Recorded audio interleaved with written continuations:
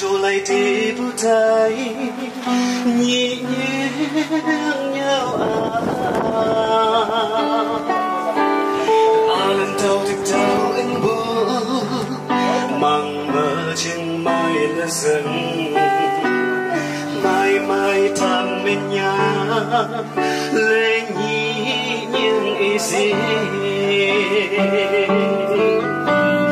mình mang cả lệ ấp chi chúng ta thêm nhẹ nhàng để bước thấy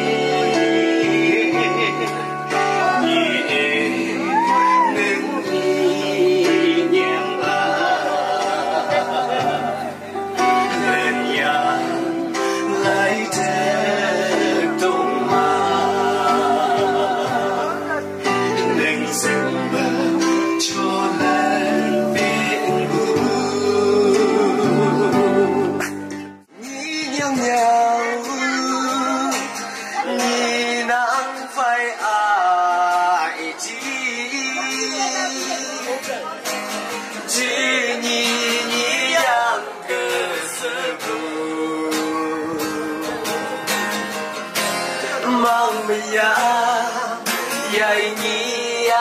ta he ô nhị nhang nhau từ chi đi xa tu bác sĩ phải nặng yang trên nhị nhang ngang lên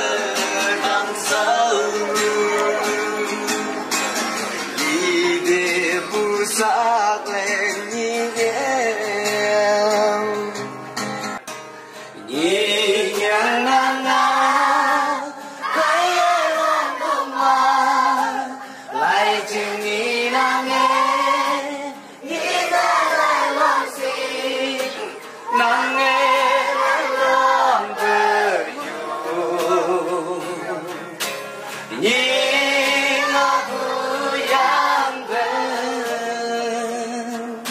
So Salome, are you ready? Yes. Okay.